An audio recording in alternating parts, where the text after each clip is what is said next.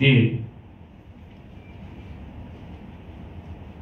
एक वेगळा हिस्सा आरक्षणामार्फत मिळाला होता म्हणून आम्हाला मिळालेला आहे.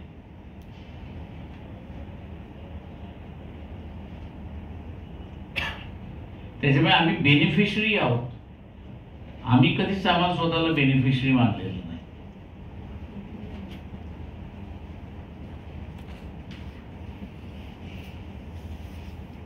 आम्ही इथल्या सिस्टमचे बेनिफिशरी आहोत हे आम्ही कधीच स्वतःला मानलेलं नाही. आम्ही नेहमीच म्हणालो की आम्ही हुशार आहोत. कोणामध्ये हुशार आहोत तर त्या आरक्षित वर्गामध्ये हुशार आहोत, जनरल याच्यात नाही. हुशार जे आहोत ते आरक्षित वर्गामध्ये हुशार आहोत, जनरल वर्गामध्ये आम्ही हुशार नाही. त्याच्यामुळे कन्सेप्ट या स्पष्ट नसल्यामुळे आम्हाला कोणीही मॅनिप्युलेट करू शकलं अशी असताना परिस्थिती आहे.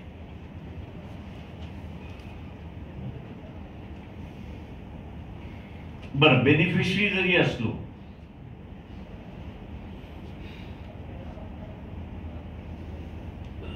तरी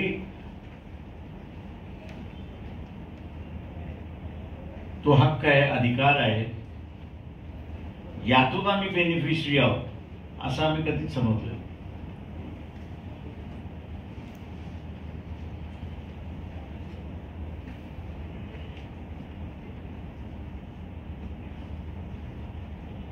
आणि म्हणून मी असं म्हणेन की इथे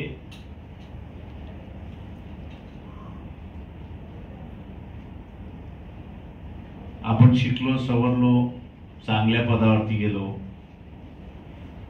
एक स्टेबल झालो आर्थिक दृष्टिकोनातून. ते व्यक्तिगत झालं.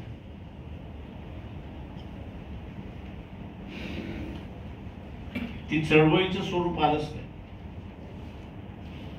आणि ते चळवळीचं स्वरूप आलं नाही याचं कारण की सर्व्हिसच्या बाहेर आम्ही गेलो.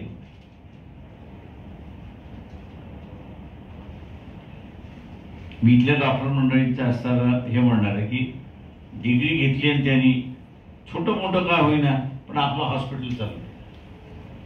काही जण सरकारमध्ये आहेत, काही जण एक इंडिपेंडेंट स्वतःचा असताना त्यांनी व्यवसाय सुरुवात केला. पण तेच इंजिनिअरिंग मध्ये गेले